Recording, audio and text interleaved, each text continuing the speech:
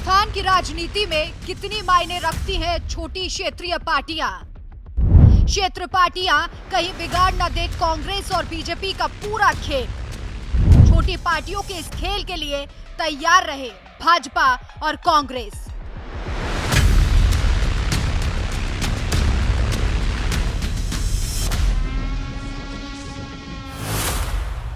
देखन में छोट लगे घाव करे गंभीर, मतलब तीर देखने में भले ही छोटा हो लेकिन गंभीर घाव दे सकता है। इस कहावत का इस्तेमाल आज हम राजस्थान की राजनीति के लिए कर रहे हैं। जब भी बात चुनावों की आती है तो अक्सर बड़ी पार्टियों की तरफ देखा जाता है। जैसे अभी राजस्थान में मुकाबला बीजेपी और कांग्रेस का माना जा रहा है।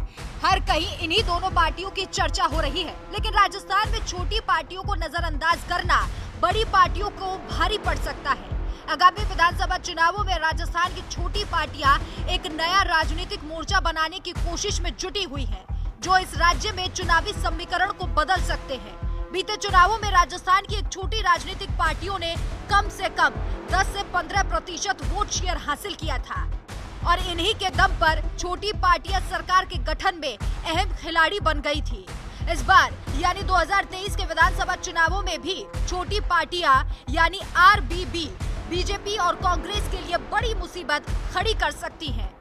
आरबीबी यानी राजस्थान में लड़ने वाली छोटी क्षेत्रीय पार्टियां राष्ट्रीय लोकतांत्रिक पार्टी, बहुजन समाज पार्टी, भारतीय आदिवासी पार्टी। कहते हैं दुश्मन को कभी छोटा नहीं समझना चाहिए। राजनीति में भी ठीक वैसा ही है। पार्टी चाहे छोटी हो लेकिन हार जीत में अहम भूमिका निभा सकती है। साल 2018 में हुए विधानसभा चुनाव में राजस्थान की 14 सीटों पर छोटे दलों ने कब्जा जमाया था। 13 निर्दलीय प्रत्याशियों ने चुनाव में जीत हासिल की। लेकिन इस बार 2023 के चुनावों में छोटे दलों ने रणनीति बदल ली है। बीजेपी और कांग्रेस के सहयोगी रहे छोटे दल अब राज्य में एक नया विकल्प पेश करने के लिए एकजुट होने की कोशिश में है। बीजेपी की सहयोगी रहे जाट नेता हनुमान बेनीवाल की राष्ट्रीय लोकतांत्रिक पार्टी राज्य में मायावती की बीएसपी और कांग्रेस की पूर्व सहयोगी भारतीय आदिवासी पार्टी के साथ गठबंधन करने की कोशिश में है। साल 2018 के विधानसभा चुनाव के आंकड़ों पर नजर डालें तो इस संभावित गठबंधन की शक्ति का अंदाजा इस बात से लगाया जा सकता है कि राजस्थान में बीएसपी ने 6 सीटें और 4% वोट हासिल किए थे। हनुमान बेनीवाल की पार्टी आरएलपी ने 2.4% वोट के साथ 3 सीटें जीती थी। राजस्थान में विपक्ष को एकजुट करने के लिए हनुमान बेनीवाल ने खुद ही मोर्चा संभाल लिया है। बेनीवाल की आंखों में मुख्यमंत्री की कुर्सी संभालने का सपना है। उन्हें लगता है कि छोटी पार्टियों को साथ लाकर वो राजस्थान पर राज कर सकते हैं। इसमें कोई दो राय नहीं है कि छोटी पार्टियां पार्टी को काफी मजबूत करती हैं। लेकिन बेनीवाल के लिए सीएम का सपना मुंगेरी लाल के हसीन सपने जैसा है।